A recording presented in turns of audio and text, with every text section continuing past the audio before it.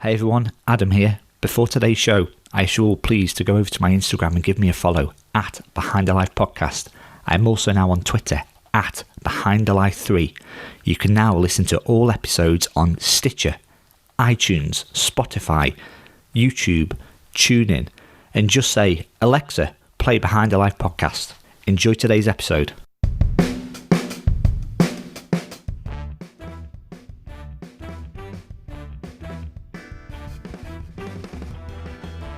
On today's show, I'm going behind the life of Lisa Jackson. Lisa, originally from South Africa, is a clinical hypnotherapist and best-selling author of books including Your Place or Mine, Adore Yourself Slim and Running Made Easy that has sold over 110,000 copies. Outside of work, Lisa became a marathon runner at the age of 31 and ran her first 56-mile ultramarathon at 41. She always runs with a smile on her face and does not care if she comes last. Lisa is also featured in the Sunday Times Alternative Rich List and contributing editor for Women's Running magazine. Her life has took her to over 80 countries and she is currently working on a book recounting her 25 years of globetrotting. Ladies and gentlemen, this is Behind the Life of Lisa Jackson.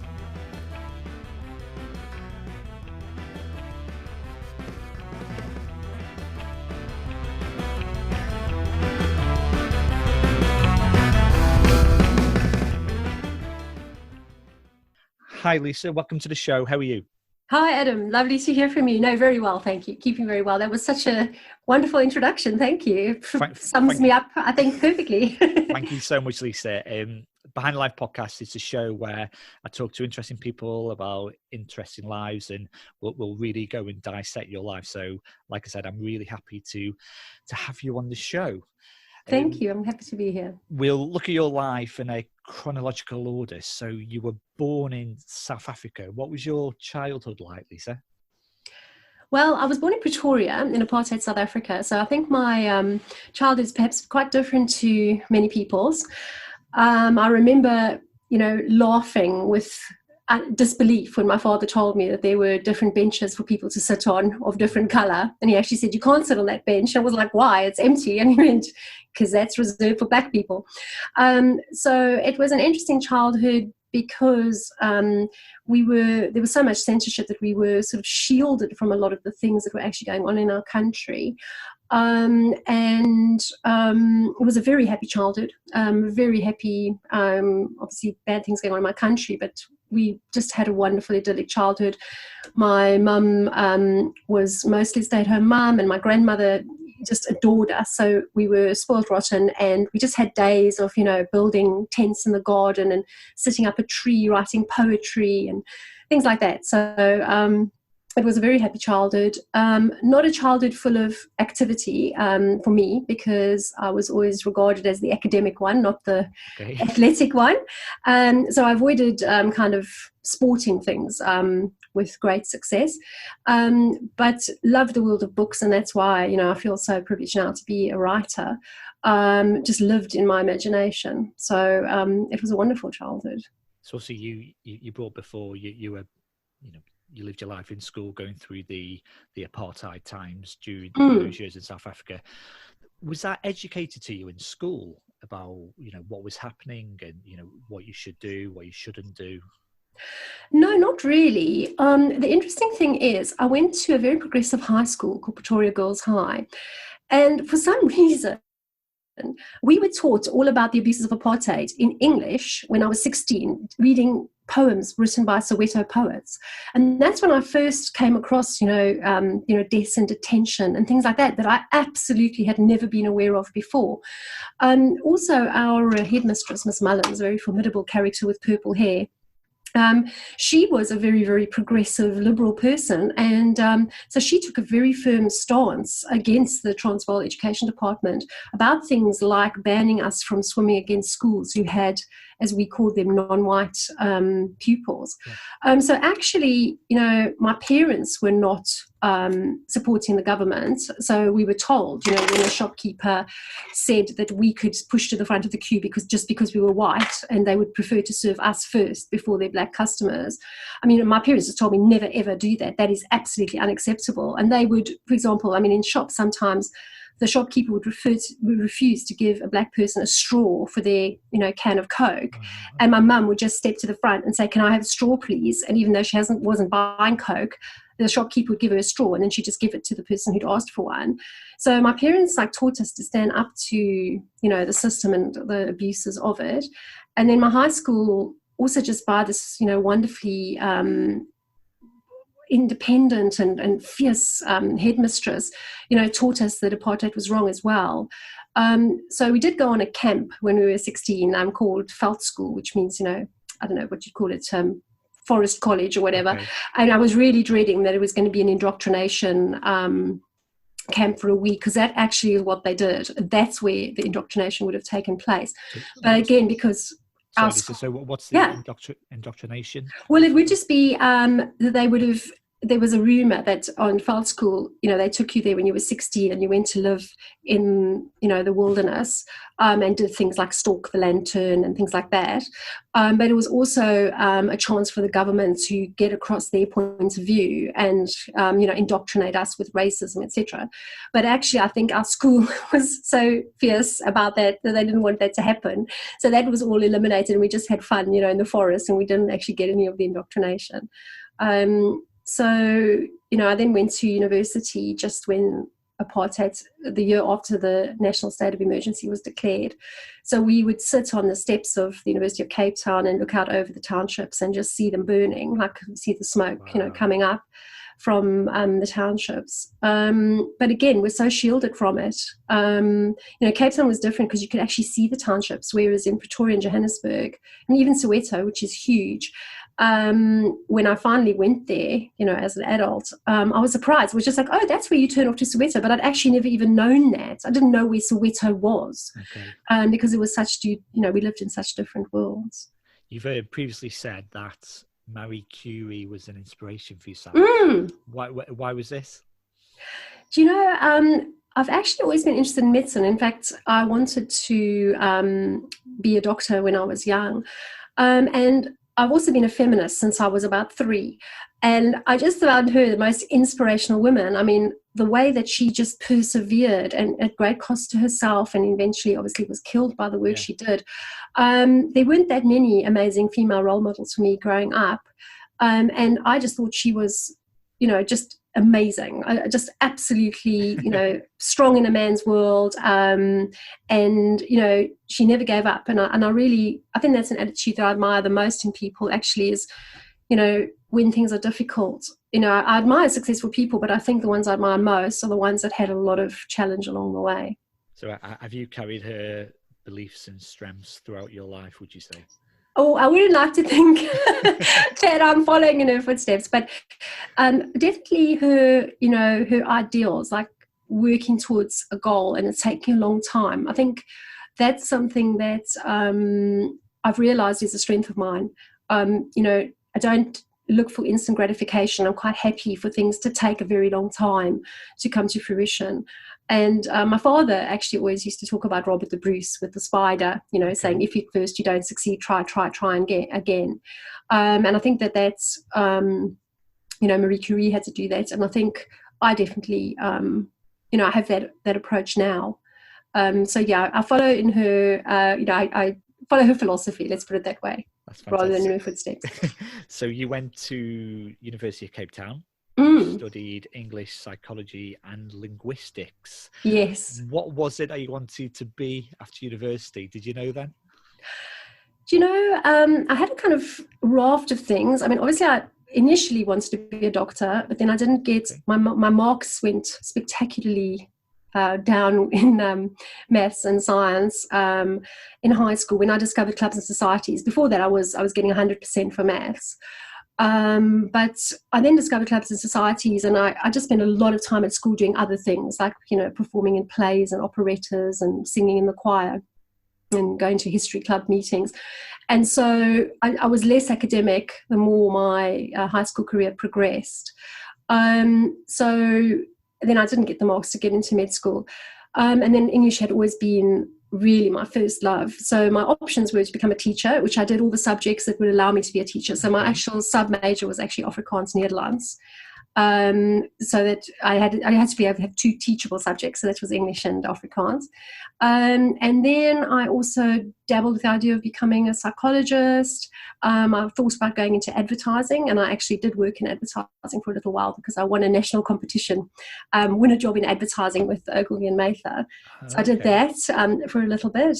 And then being an academic in English, that was another possibility, and being a journalist. So I had all those, possibilities, and the first one that came up was win a job in advertising. So I went to work for Ogilvy and Mather, and when they said to me on day one, advertising is not your first priority, it's your only priority in your life, I just thought, heck, get me out of here. This is not me at all. So I wasn't a very good copywriter, and spent a lot of time just rearranging the magazines in their library for them. Okay. And then the journalist, it's just weird how things happen in life. A journalist interviewed me because I'd won this competition, and she said, "Are you enjoying it?" And I said, "I absolutely loathe it." And so she said, "Did you? Yeah. Well, what is there anything you like about it?" And I said, "Actually, we used to do a lot of jewelry advertising, and I said I like making sure that when it says the ring's got 3 diamonds in it, that it's got 3 diamonds and things like that." And she said, "Oh, you might enjoy sub-editing." And I said, "What's that?" And she said, "Most people don't know, but it's a job in journalism where you check things and it's proofreading, that kind of thing." And so interestingly, I was so miserable in the advertising agency. I went to a building in Cape Town, the Golden Acre, and I went to apply for a recruitment agency. And as I was standing in the lift, I noticed that there was the name Cosmopolitan magazine. Well, I was in the same building, so I thought I'd just pop in there and ask them if they had any jobs available. So I just walked into reception and said, "Have you got any jobs for sub editors?" And they said, which is a term I hadn't known, before 2 weeks before. Yeah. And they said, "Funny enough, we just fired our last one. Come for an interview." So I went to the interview and landed the job. So I was parachuted out of advertising into journalism, and that's how my whole journalism career started. So it was a very lucky break. So how was your time with Cosmopolitan? Because obviously, they're a global magazine, aren't they? Well, yeah, there were very few international magazines in South Africa at that time, and it was run by a publishing legend called Jane Raffaeli, who was probably the most famous woman in South Africa. So that was another strong role model. Okay. And I had a wonderful time there. I'm still friends with people that I worked with then, and very good friends actually. And it just taught me so much about the world. And also about sex, obviously, which was actually very funny because everyone used to go, "Oh, that's Sex magazine." And I always said, I don't write the articles about sex. I just make sure they're spelt correctly. So I did learn a lot about journalism. I had a wonderful boss as well who taught me so much. So I was always very lucky with the people I've worked for under. They've always been very generous with their knowledge. So I was only there for about a year and a half, and then I went back to university actually to study English, do my honours degree, and then dropped out of that because it just was so different to what undergrad was like, very, very theoretical. And I just wasn't keen on the theory. I just wanted to explore people's lives. That's what I found so interesting about English literature, was just the insights into people's psychologies and motivations. And English honours was definitely not about that. It was, the books came third, and the most important thing was the theory, which I wasn't interested in. So I was paying for myself to go back, and I just thought, this isn't going to get me a better job. I'm not enjoying it. I'm going to take a very hard decision and give up, which is not something I do easily. But fortunately, I'd been moonlighting on a newspaper in the evenings, and when they found out that I had dropped out of college, they said, "Well, do you want a full-time job?" So I got a full-time job, working on a newspaper. Right. And I became an expert on all the terrible massacres and everything else that was going on in South Africa. No one else wanted to edit those pieces. So I became, because you tend to pick up the same piece every night, and you just take it a step further when you edit it. So the Trust Feeds massacre, I remember I became the resident expert on that. Yeah. So then you eventually moved to Zest magazine, Health and Fitness magazine, and you were there for 11 years. I actually moved from that. I came to the UK, and I worked on OK magazine for a little bit. Then I went and worked on Cosmo again, Cosmopolitan, for another 3.5 years. And then I went on to Zest, which was a life-changing move. And I only expected to stay for 2 years, but I did end up for 11. And it just completely changed me, because the magazine was so positive, so inspiring, investigated things I'd never heard of before, alternative therapies. It turned me into a marathon runner, and it turned me into a healthy eater. So, I'm so that the magazine doesn't exist anymore, but I'm so grateful to it, because, that was an incredibly life-changing decision to go and work there. So was that when you really got interested in studying for hypnotherapy? Yes, I'd never even heard of hypnotherapy, and I think I edited an article on it. And at that time, I was already thinking about changing career, and I wanted to do something in the therapy line. And I even thought about, retraining as a physiotherapist, but I couldn't afford to, take a 3 or 4 or 5 year career break to study full time. And I'm also not a very strong person in terms of my physical strength. So I realized physiotherapy is extremely physically demanding. And then I stumbled across hypnotherapy, and I just thought, it's helping people. And actually at work, I used to go into the kitchen to make tea and emerge 45 minutes later. My boss would go, "Where have you been?" It's like, I was just talking to someone. And they used to call me the kitchen life coach, because I was always just listening to people and sort of offering possibilities and not really advising them, but, just chatting things through. So I realized that, helping people was really important to me. And it's using your voice, which I'd done a lot of drama at school, and I enjoy public speaking. So it just seemed to fit me very, very well. And then I had hypnotherapy myself for healthy eating, and that really helped me a lot. So I thought, this is my new path. So how does that work? So obviously you study lots of areas with your hypnotherapy, such as phobias, beating exam nerves, people who bite the nails. I hold my hands up, by the way. Oh my goodness, I have to work on that. And obviously you said about healthy eating with yourself. How exactly does it work for those people out there that don't know? Well, the thing is, it's got nothing to do with swinging pendulums or Darren Brown making you rob banks, or Paul McKenna, making you behave like a chicken. It's a very interesting way that it does work, actually. Our view is that the mind is composed of 2 parts, the conscious mind and the unconscious mind. And our conscious mind is always critical. So it is always evaluating information and seeing if it's true or not. Now, our unconscious mind, however, accepts everything at face value. So a good example of this is watching a scary movie on TV. Now, I was watching London Has Fallen last night, and I got such a fright at one point. I was eating my dinner, and it was on a wooden board, that I actually cracked my neck because I jumped out of my skin and nearly spilled all my food all over the floor because I got such a fright. So that just shows you that I was completely immersed in the film. I was actually operating with my unconscious mind, which truly believed that the scene that was happening was real. So what we do with hypnotherapy is we get people into a deeply relaxed state. And that's called a hypnotic state or a trance state. And that means that I can bypass their critical conscious mind and access their unconscious mind, which is uncritical.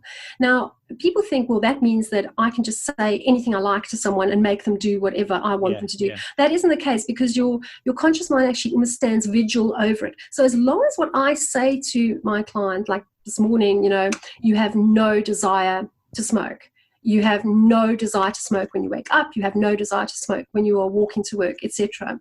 If I just said that to them in their waking state, as they were, they'd say, "But Lisa, I do have a desire to smoke. That's why I'm smoking." Okay, but if I said it to their in a hypnotized state, as long as it was what they wanted. So they said to me, 9/10 of me wants to stop smoking, and there's 1/10 of me that's kept me smoking. As long as it's what they want, and I say it to the unconscious mind accepts it at face value, believes it to be true, and the person then, in waking life, acts on those suggestions. So it has to be with the permission of the client. It has to be only what they want, not what I think is best for them.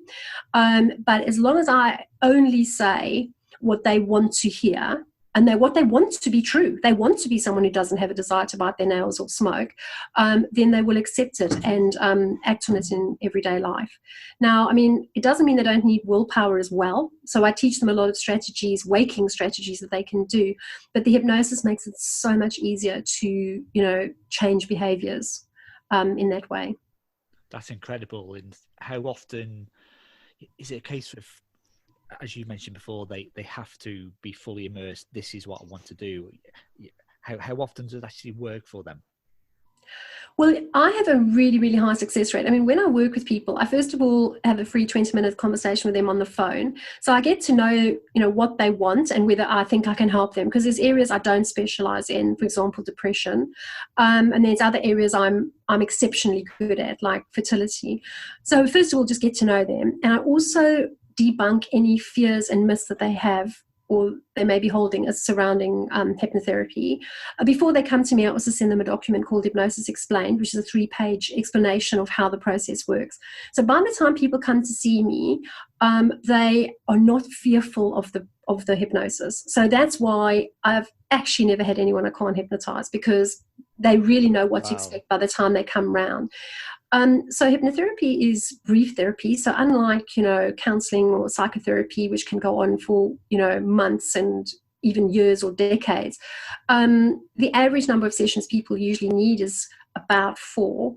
And then for some things like fertility, I prefer people to have 6 sessions with me, just because I want to cover every base with them.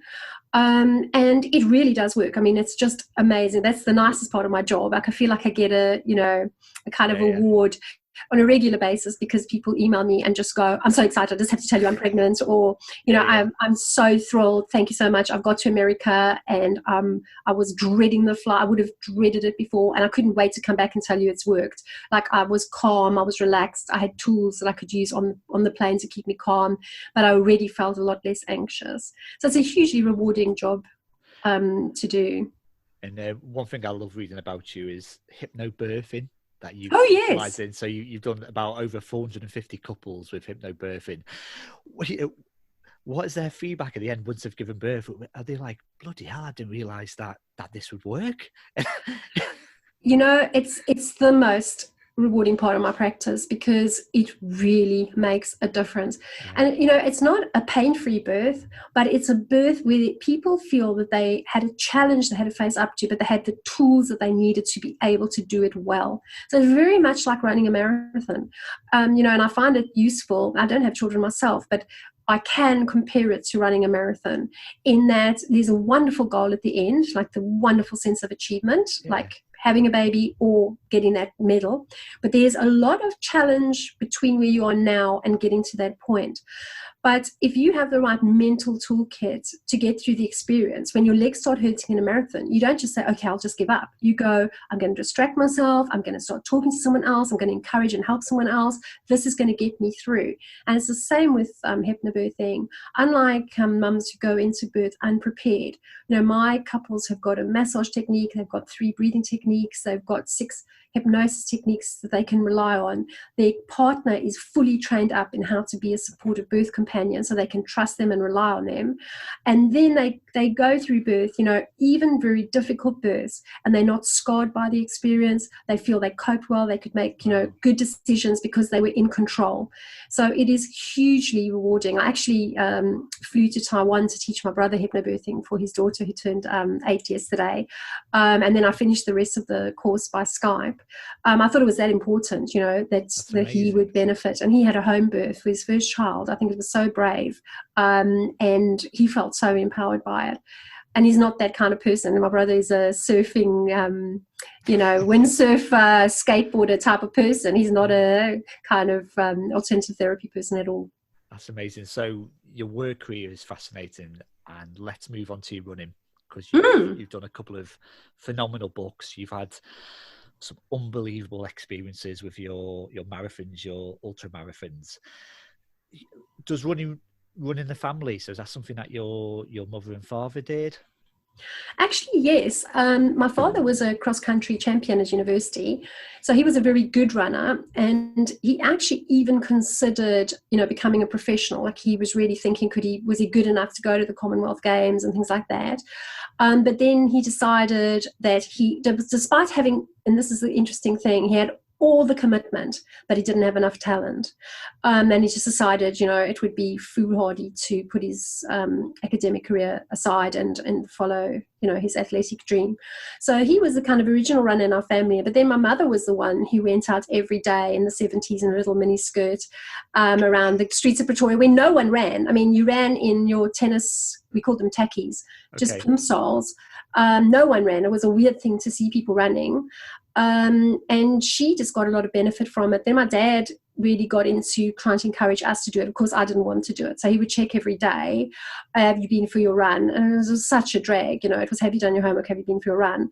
But, and I did naughty things. I mean, I used to kind of sneak down to the bottom of our driveway with a book under my T-shirt, and then I'd sit between two parked cars, I read my book for 15 minutes and then charge back up the driveway, panting and puffing and pretend I'd been for my run when I hadn't. But, it's funny, my parents planted that seed, and they took me to a race when I was 10, and I still have the tracksuit badge from it. And it was on a Grand Prix racetrack. And it was just amazing. I mean, it really was the kind of thing I love now, like a special theme. And so you ran around for your 5K and you got waved in with a checkered flag.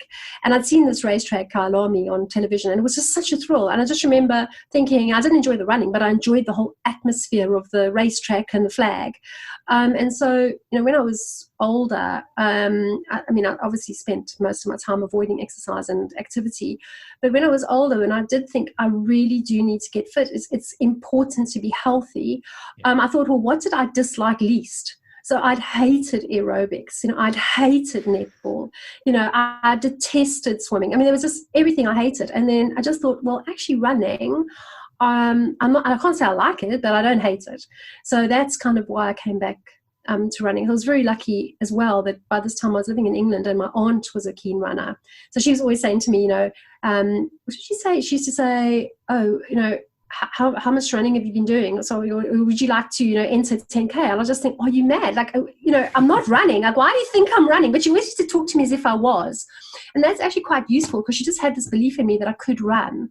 And so she was a huge inspiration, because she'd been trying for years to get into London, the London Marathon. Okay. And then she got into the Great North Run and asked me if I wanted to do it as well. And I was just flabbergasted that, the word Lisa and the word marathon, even there was a half between the two of those two words, could actually feature in someone's consciousness. So I entered, but I didn't think I'd get in because I left it so late, and I did get in. So we did that, absolutely loved it. I mean, it was such a slog. I can't tell you how hard it was, but I mean, the feeling afterwards was amazing. And then I was so lucky because a colleague of mine at Zest heard that I was becoming a runner, and she said, I've got a place in the London Marathon and you can have it. You can have my media place. Because she was injured. And so my aunt and I raised funds for my aunt to get a charity place, and I got the media place, and that was my first marathon. So I was very lucky to have kind of an inbuilt running buddy, because it really, people did not run. We're talking, 20 years ago, 21 years ago, it was uncommon for people to, it sounds weird to say that now, but really not many people I knew ran. So I was so lucky to have a runner in the family. So how did you feel when you were about to do your first marathon, the London Marathon? Was almost the night before, and were you thinking, am I prepared enough here? Have I done enough training for it? I was terrified. I absolutely was terrified, because my father had said to me that you could get kidney failure from running a marathon. And he said, don't overdo it, my lovey, and you might die. Yeah. And I hadn't really researched it. I mean, obviously it's only if you get extremely dehydrated, and also if you take ibuprofen and things like that. But I just heard the words, you may die. And I remember kind of thinking, well, you know what? Actually, nothing in my life has been more important for me to do. Like, I'm actually, if I do die doing the marathon, which I was obviously extremely unlikely, but I didn't realize it at the time, then that'll be worth it. Like, it was a weird thing. I actually felt I'm prepared to take that risk. So I was extremely nervous. I was worried about dying. I wasn't that trained, because I think I had quite a few injuries before as well. But I was obviously just utterly flabbergasted that it was me. Like, I kept having to pinch myself, thinking, are you, the world's least sporty person in the world, really going to attempt something like this? So it was a wonderful feeling, but my emotions were all over the place. It wasn't one single feeling. There's many different ones. And you talk in your book, quite openly about the marathons where you've come last in, and you've got an amazing quote, which I love, which is, when I realised that the latter virtually guarantees you a standing ovation, and that you get the same medal as the person who came first, I was never afraid of it again. The quote's so inspiring. It's actually quite humble as well.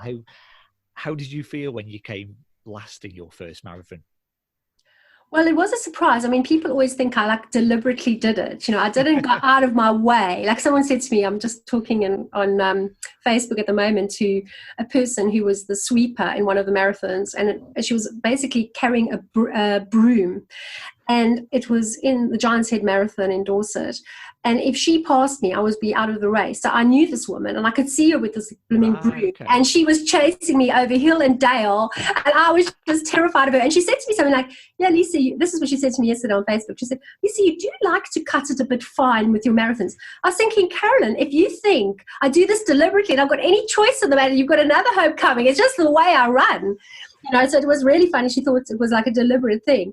But it was just by accident that I came last. And we had a wonderful sweeper with us on a bicycle, and he actually wasn't there to kick us off the course. He was actually there to just pick up the race markers as we went along. And I felt, you know, really uncomfortable. At one time I was having cramping calves, which I'd never had before. It was a very hot day. And eventually we limped in. It was a very tough marathon. I've never, ever been able to do that one again because it's just the thought of it just horrifies me, the South Downs Marathon. But when we got in, I mean, the absolute standing ovation, we got extra goodie bags. Everyone was so happy for us that we'd finished. And yeah, it had been a fear because my aunt had always said that. She said, just as long as we don't come last, that's all that matters. And so I think I wasn't scared of it before, but when my aunt started talking like that, I was just thinking, okay, well, as long as we don't come last. And then when I came last, it was just like, wow, this is actually really fantastic. Yeah. And then I just kept on coming last, and it wasn't, I did genuinely, I never aim to come last unless there's a possibility that I know I'm already like maybe last or second last. Then I will push the other person ahead of me, and then I'll make sure I'm last because it's quite fun. So I've come last 25 times in marathons now. And I had a really funny experience on Facebook as well because I was saying I'd come last 25 times, and suddenly I got this post from someone called Tire Girl who drags a tire behind her. And she said, Lisa, I need to inform you, you have not come last 25 times, you've come last 24 times because I came last in one of the marathons that you ran. And she sent me a evidence of it because she'd been given a head start. So although she crossed the line ahead of me, she'd been running for longer than me. So I had to say, and I was quite proud of my comeback because I said, goodness gracious, Tire Girl, I didn't realize coming last was quite so competitive. So that was a little fun moment. But I did actually come last in another marathon after that. So I really am now back up to 25. It's genuine, yeah. Absolutely brilliant. And then so you started doing that in your 30s, and then you hit 40, 41, and you thought, oh, I'll do a ultra marathon, which for those, again, correct me if I'm wrong, those people out there who don't know, that's a 56-mile marathon. Is that correct? Well, actually, that's what's so interesting. You see, everyone always, when you first start running marathons, everyone always asks you, how far is that? And a marathon is always the same length. It's always 26.2 miles.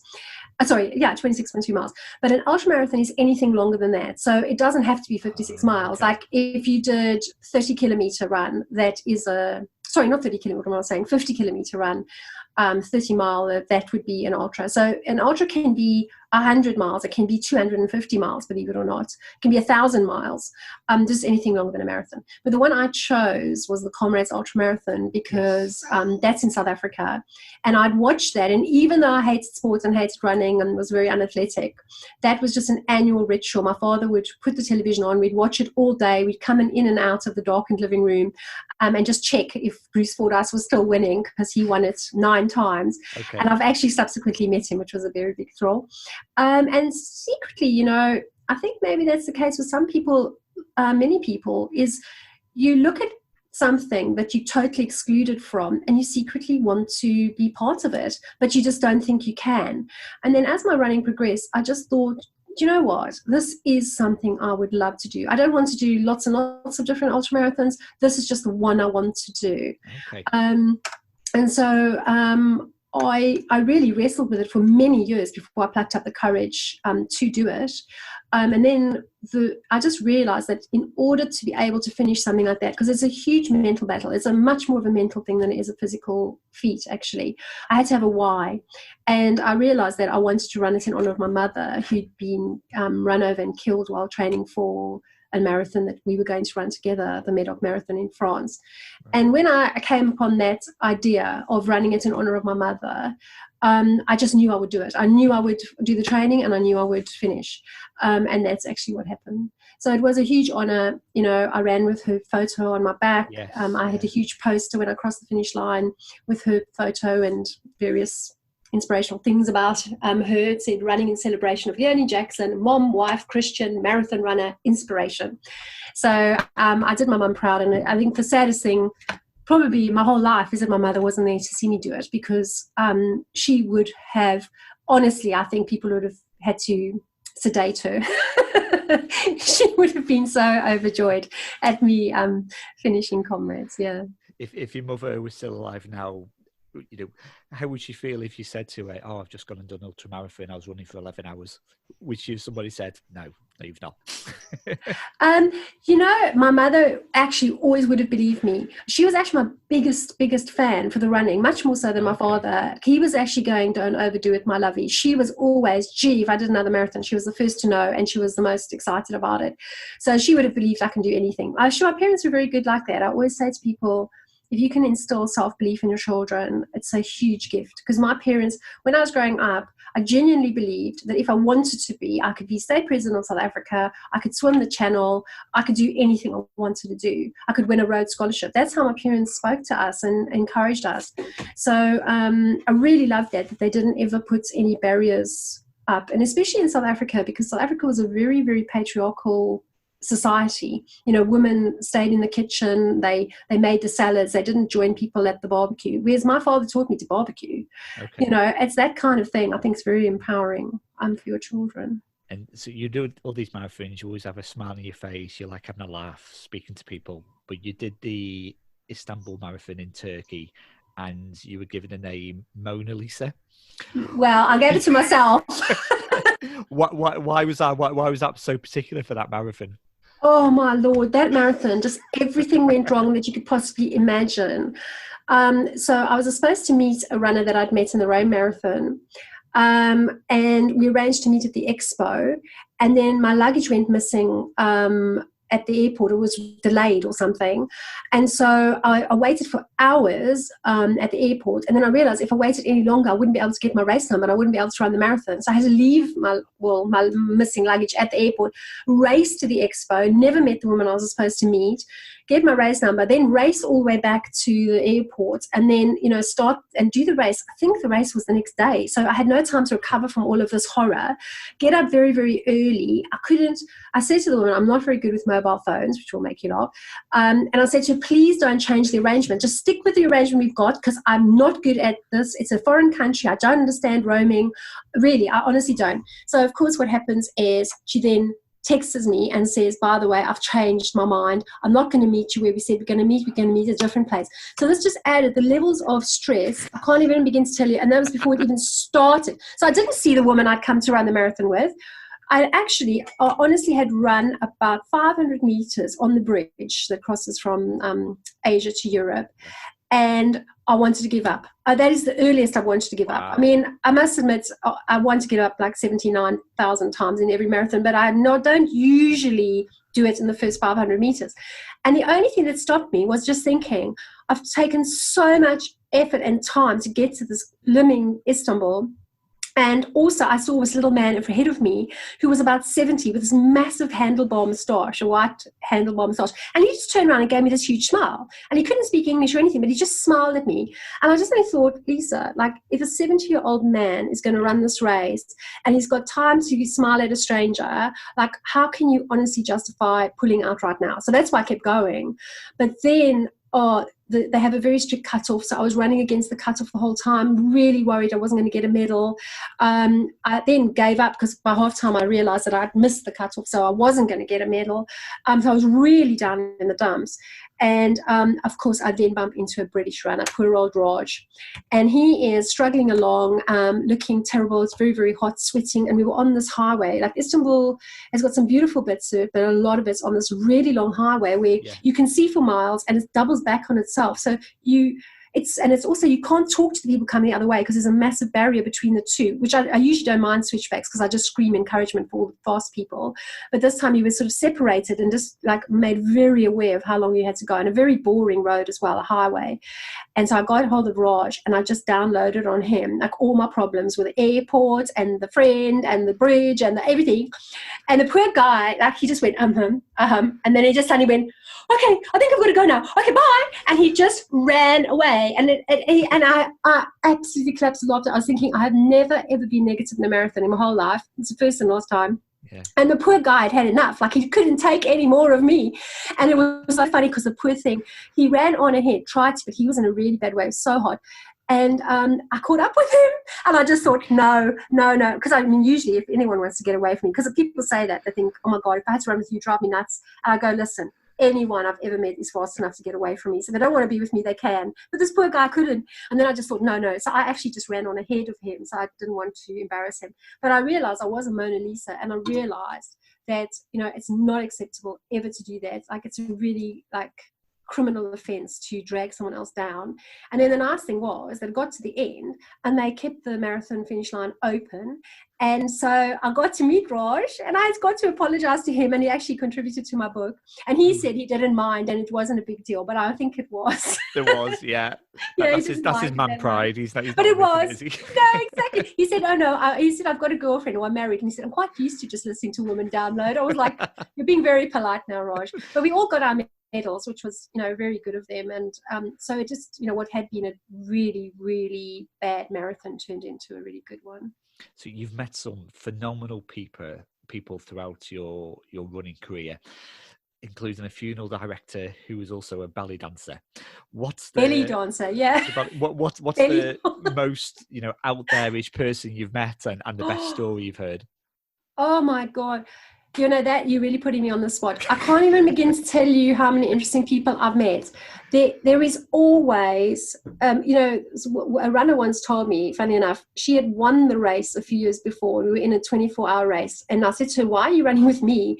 And she said, well, I had a medical problem and I lost 20% of my lung capacity. So I'm just now getting back into running. And that's why I'm doing this much slower than I normally would. And then she said to me, every runner has a story. And I wrote an article about her, obviously. But, that's the thing. Every single person you get out there has got a story. And it's usually just blows your mind. Like, the things people are able to get through. I mean, I'm just thinking about one woman, and I met her in the Beachy Head Marathon, and she cares for a daughter with cystic fibrosis. And cystic fibrosis is a disease that tries to drown you every single day. Yeah.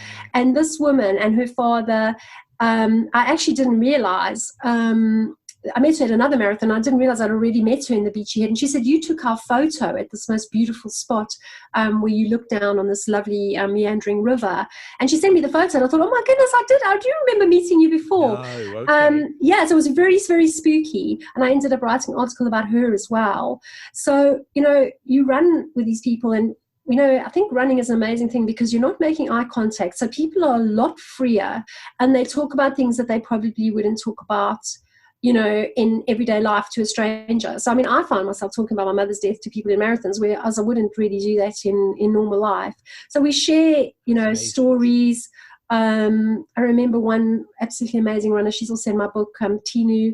And I talked about my mum's death to her, and she said her mother died in Nigeria because she was really young. She was in her 40s, early 40s, because there wasn't any oxygen. The hospital just did not have an oxygen supply. And it's stories like that, that stay with you, and those people become a very precious part of your marathon memories. And everyone inspires me. I've run with an 80-year-old marathon runner, and he fell 3 times during our run along the Thames, and he just got up, bleeding hands, dusted himself off, and just carried on running. And he jived. He actually jived. He was a jive champion in his youth. And as I said to him, I don't believe you. And he said, yeah, And he said, and we got to a water table, and he started jiving. He didn't. So it was incredible. So that's our redhead Robbie. So I think it's very hard to single out any one person, but that's what I love about marathon running. It gives me a chance to, obviously, as a journalist, I'm always intrigued by the people's life stories, and as a hypnotherapist, the same.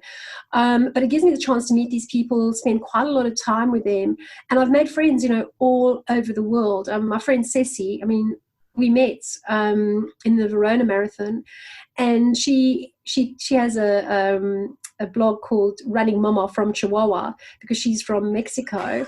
And in the very brief time that we spent together, I learned that her brother had been killed by drug gangs. He was a cop in Mexico, and he'd been murdered by drug gangs. And, we bonded over that, and we've been friends, I don't know how many years now, 7 years, and we're still in close contact. She still runs with her brother's name on her shirt instead of her own. Like, if you ever have a race number where they allow you to have a name, she won't put her own name on. She won't put Ceci on. She puts on Nene, which is her brother's name. And so, I think about her brother. She says, I keep his memory alive. When I write stories, about them, and I put her in the book, she says it means the world to his mother. And so, it's just incredible, the people and the friendships that you can forge. And I can't imagine any other activity that gives you the chance to do something like that.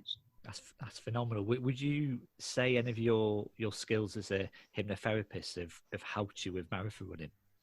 Oh, absolutely. I had to use it for getting through Comrades, because when I told someone I was going to do Comrades, because I was the slowest person in my club, they were very disbelieving, and they actually just snorted. They didn't even say, no way, you're not going to do it. They just went like that. And I came home and sobbed my eyes out. I genuinely did. I think I was crying for about 3 hours, and I actually stopped running. I just gave up on the whole thing. Wow, okay. And so I think for 2 or 3 weeks I didn't run. And I just thought, I don't know why. I was so embarrassed. I was thinking, why did I tell anyone I was going to do this? Like, big jaw. I just kept thinking, big jaw, big jaw. And they're probably right. I'm not going to be able to do it. And then I suddenly pulled myself up by the bootstraps one day and just said, Lisa, get a grip. You are a hypnotherapist. This is the kind of stuff you work with all the time, like people who don't believe in themselves. And you're not using your own techniques on yourself. And so I found some YouTube footage of people who were finishing Comrades in the time I was intending to do it, which was 11 hours and 45 minutes. And they were in their 70s, in their 60s. They were crossing the line, big smiles on their faces, arms aloft. They weren't crawling across the line. And I suddenly just thought, that's going to be me. And my sister teased me. She said, Lisa, there's no way you're going to have your arms in the air. Your knuckles will be dragging on the grass as you cross the finish line. And I thought to myself, no, they're not. And I just imagined myself, I hypnotized myself every night, and I actually just imagined myself with my arms in the air, carrying that poster with my mother on my mother's face over the line, smelling the grass under my feet, hearing the crowds going mad. And, it came true. So, yeah, definitely. And a lot of the techniques I use, mantras, positive visualization, rehearsal, that got me through Comrades, are techniques I use with my clients. And then you obviously you started to write some of your stories down in your books, Running Made Easy, Your Pace or Mine. Did you expect these to sell so phenomenally well? That's such a good question, because I said that to my husband once. I said, Graham, did you ever think Running Made Easy would become, Britain's best-selling beginner's running book, written by someone who can't run very well? And he went, no, I couldn't have said that. And I said, Graham, I had utter belief, because I spent 1,000 hours, and I only wrote half the book. I wrote it with my colleague at Zest, Susie Wally. Yes. So that was 1,000 hours for half a book. But I know that I hunted down, it was so hard in those days. You didn't have the internet. You actually had to know someone personally to be able to interview them. Like, I chased down someone in our post room and said, I know you run, can I interview you? So I knew the effort that I put in, I couldn't have done it better. I put my all into that book, and also put my all into promoting it. And I think a lot of writers forget that. They think once they've written the book and sent it in, that's the end of their job. To my mind, that's the start of your job. So I never ever missed an opportunity to talk about the book, promote the book. I wrote back to every single reader that ever wrote to us. I'd write back personally. So no, I actually wasn't, funny enough, it sounds really arrogant, but I wasn't surprised, because I just thought, I know that no one else would work as hard to make a book a success. Your Pace or Mine was different, because Your Pace or Mine is a personal memoir about running. And obviously you can be real Marmite to people. Whereas Running Made Easy was just a how-to book. Yes. Your Place of Mine was a why-to book. And some people might just think, someone like you who doesn't focus on getting faster, who just wants to chat all the time, I find you quite annoying. Like, this is not my style. And it was nerve-wracking because it was my own, life story. I'd never written something like that before because Adore Yourself Slim was a factual book, a non-fiction healthy eating book. So to actually put your life out there, and also to say, these are the amazing people I met, and I want you to think they're amazing too, please, was very, very nerve-wracking. I mean, I had moments when I'd read through the manuscript and I just think, this is rubbish. No one is going to be interested. And someone actually asked me that. They did once say, he's a very, very established, self-published writer. And he just said to me, Lisa, not mean to be rude, but what makes you think that what you've got to say is in any way different or interesting? And I just said, oh, not done before. And I just said to him, because it's me. It's my story. Who else has met, well, nobody else has met exactly the same amazing people that I've met. And I think I took comfort from the fact that it wasn't just my story. I wasn't here to big myself up. I was actually just wanting to encourage people that if I could do it, anyone could. And I also wanted to say, I do think I'm amazing. I mean, I'll be honest with you. I look in the mirror, and every time I go for a run, I come back, I look in the mirror and I look at the sweat and I kind of sniff my t-shirt and I go, I'm bloody proud of you, Lisa, because this is a battle. Every single run to this day, 21 years later, is a battle. I'm really proud of myself. But I also think that other people who've achieved much more than me should be celebrated. So the book celebrates, everything to do with running. And I was surprised. To be honest, in that case, I was surprised it did so well because I didn't know if people would relate. And I also didn't have a lot of experience in writing in that genre. And now that I've written my travel book and my husband's co-authoring with me, I mean, we've rewritten that 9 times. And I didn't rewrite Your Place of Mine. I had an amazing editor, so that's made a difference. But I'm now a completely different writer. If I had to write Your Place of Mine, I would write it very differently now. It would be a much better book. So it was, my first foray into memoir, and now I know that you have to describe things because I get bored describing. I keep thinking, well, I know what it looked like, I know what happened. Yeah. And that's where you can't be lazy like that as a writer. You actually have to take the time to spell out things for people because they weren't there. So I do a different job now, but it's so gratifying. So many people write to me and just say, you changed my life. Like that book giving me a permission slip to run slowly or just to run for the fun of it and not worry about times. I mean, it's hugely gratifying, and it means that lots of people who would possibly have given up on running now do it. And I just want to share the joy. I mean, that's, to me, it was like a secret discovery. It was like, I thought I was the only person in the world who knew the secret, and I just wanted to share it as widely as possible, just how amazing running makes you feel. And now, in the middle of this corona crisis, I mean, my daily run is the part of my day I look forward to the most. And if I walk that half hour, I come back and I feel good. If I run it, I feel I can conquer the world. All the fear has disappeared. I don't feel any anxiety. I'm clear-minded. I feel fresh. I feel strong. I feel healthy. So it is a secret weapon. And, my colleague actually said, it gives you superpowers. And I do think there's something miraculous about running that I don't think, I mean, I can't comment because I haven't obviously done lots of other different sports, but there's something about running that is very, very transformational. So that's why I'm so glad I discovered it. I just feel, I'm so glad it's always there. You can always come back to it no matter, I mean, I haven't been running for ages before now because I've got a terrible knee injury.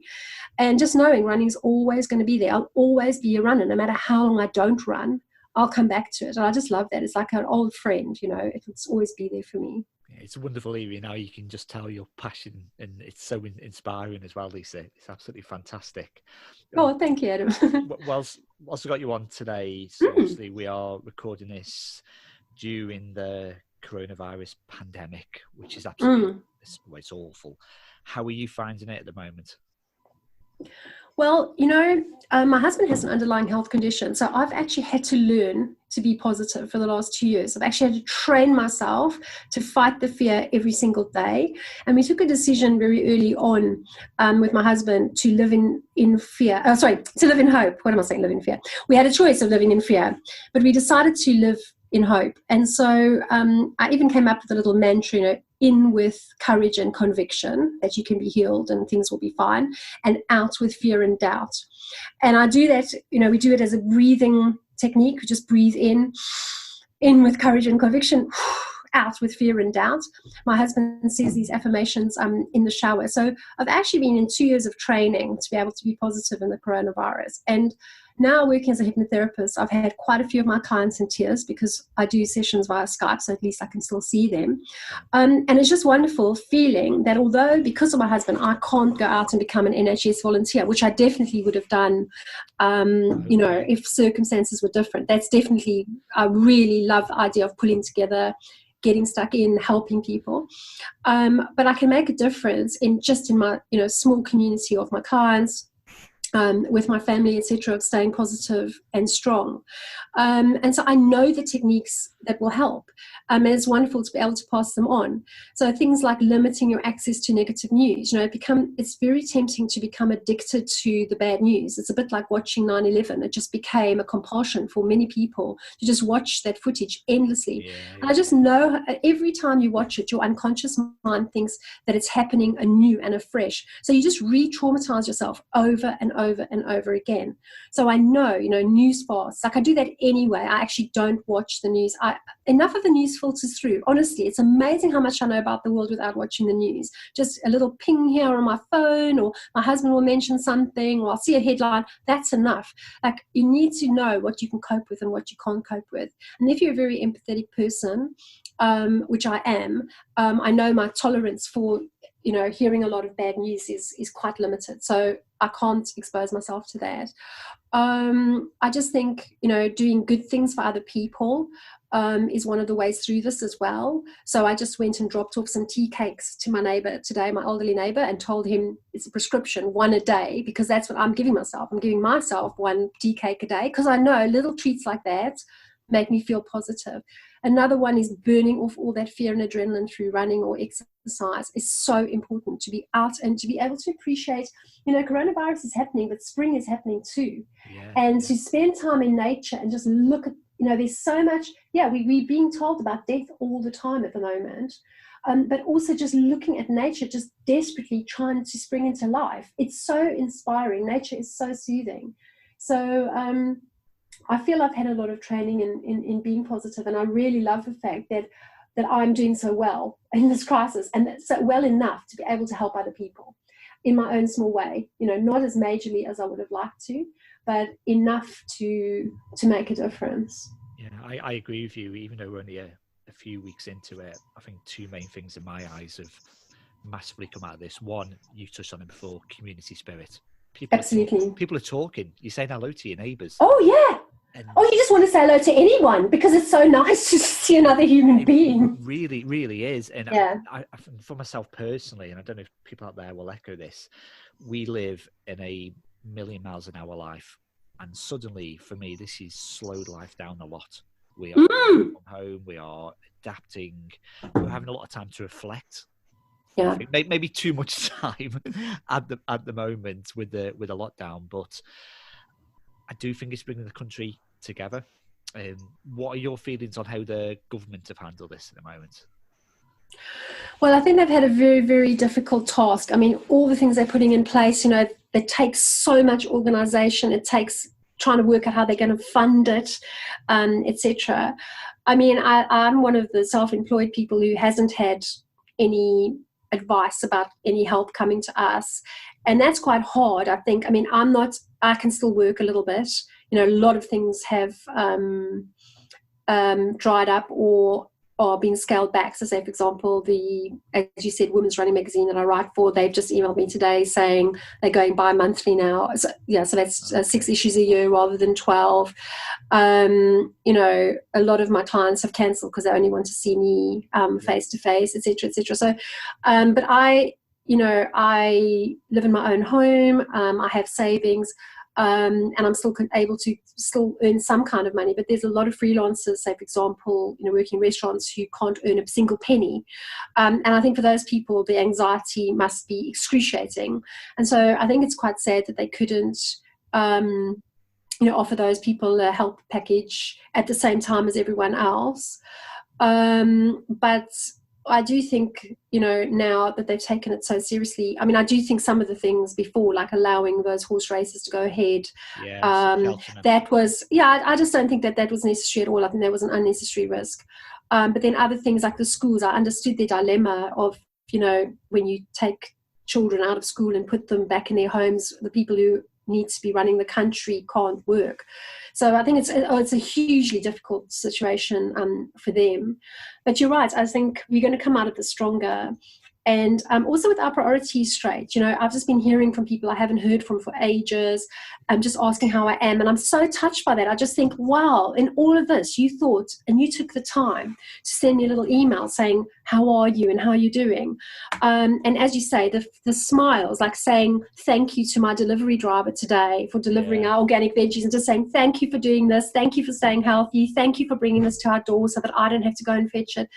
I think it's breaking down those barriers, because actually this is the way, we live in South Africa, is we do talk to people. In the Black community, people will walk past each other and continue a conversation for half a kilometer. They'll still shout back and forth, like, pleasantries and stuff like that. The white community wasn't quite like that, but South Africans are known for being very hospitable people, and love talking to people. And I found that the most difficult thing coming to this country is I would be making tea in the kitchen at work, every morning with the same people, and we just studiously ignore each other. And after a year, I just thought, I'm not having this anymore. Like, I'm established enough to do it my way. And after that, that's how I became the kitchen life coach. I would just say, hi, I've seen you here for the last 365 days. My name's Lisa and I work on Cosmo. What's your name? So I broke down those barriers and just chose to do it myself.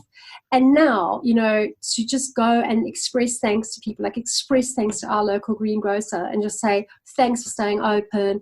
Thanks for all this great food that you've, because they've got a lot of organic food that I need.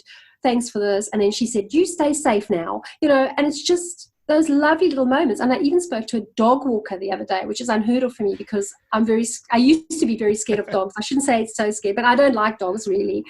And then this dog came and it was quite small, but it kind of jumped on me. And before I would have shrieked and said, please get your dog under control. And this time I was like, it's another human being. And I said, hi, you've got a cute dog. What's your dog's name? And the dog's name was Louis, and he's a terrible snorer. And I thought, gee, all these things I've been missing out on because I haven't been nice to dog walkers. Like, I could be having chats about these snoring dogs.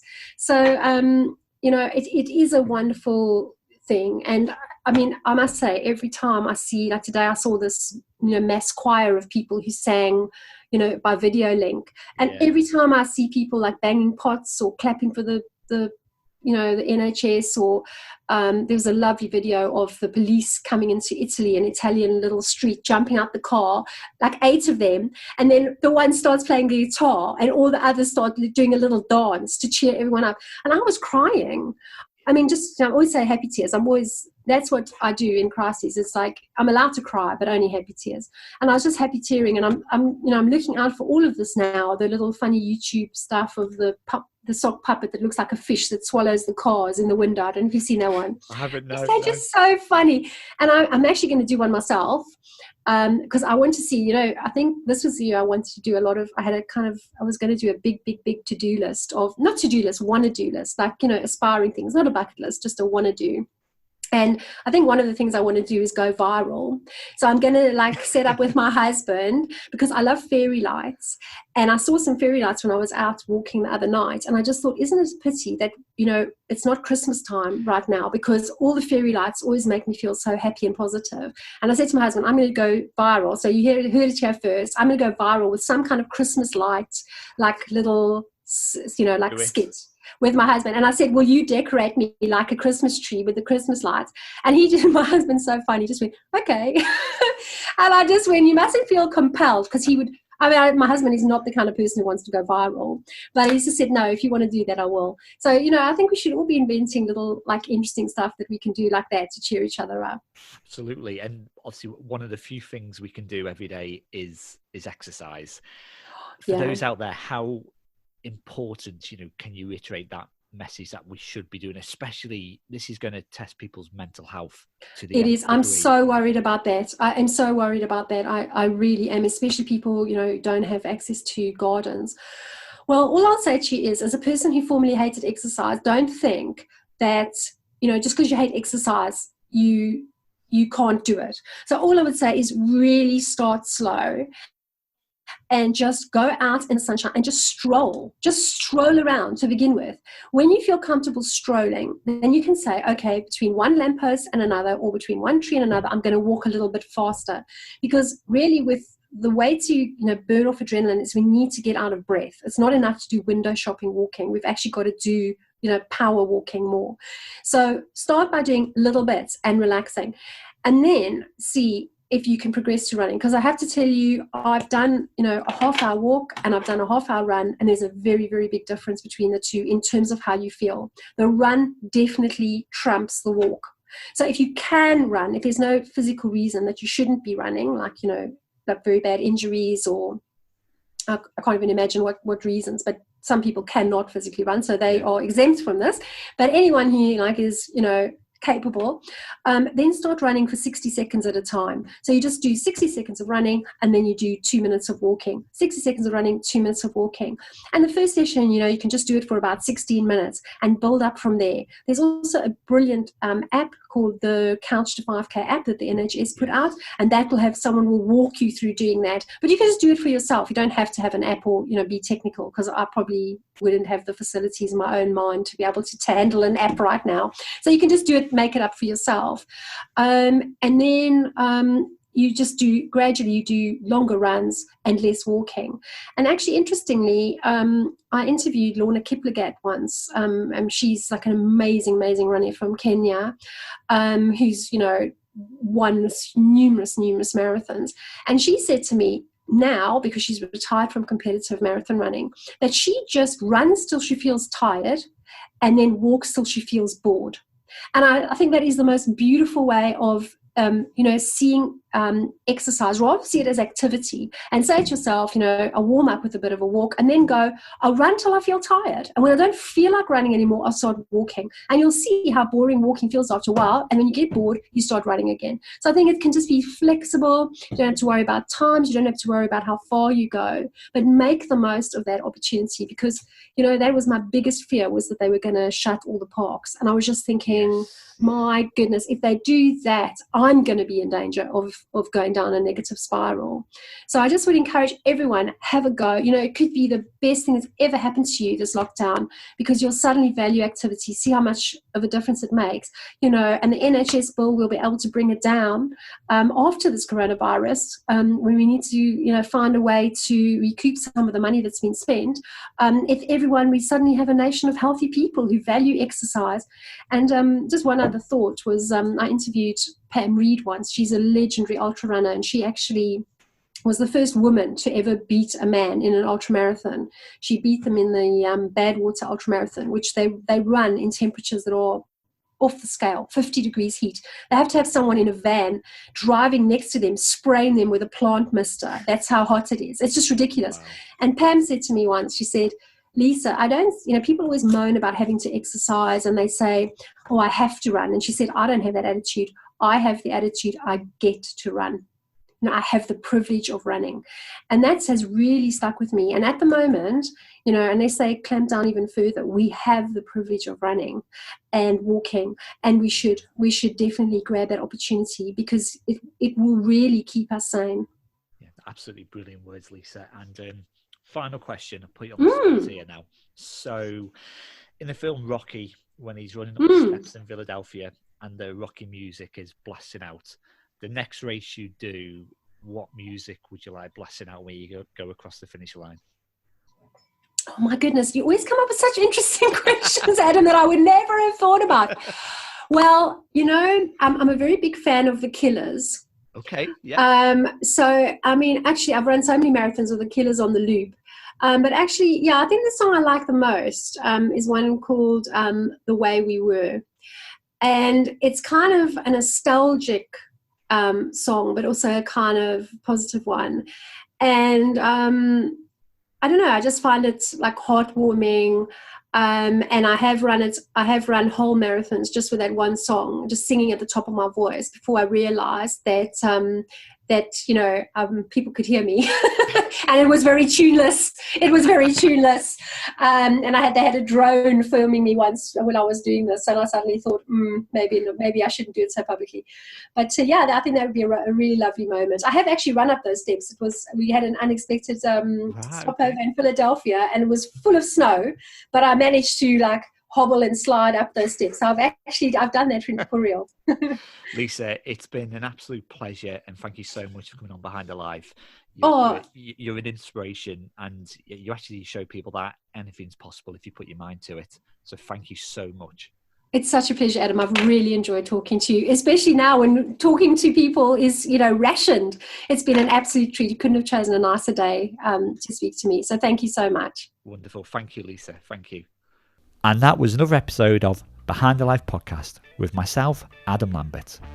Please give me a follow on Instagram at Behind the Life Podcast, Facebook, Behind the Life Podcast, and if you listen to this on YouTube, please hit the subscribe button below as well as the like button. I'll be back soon for another episode. For now, take care.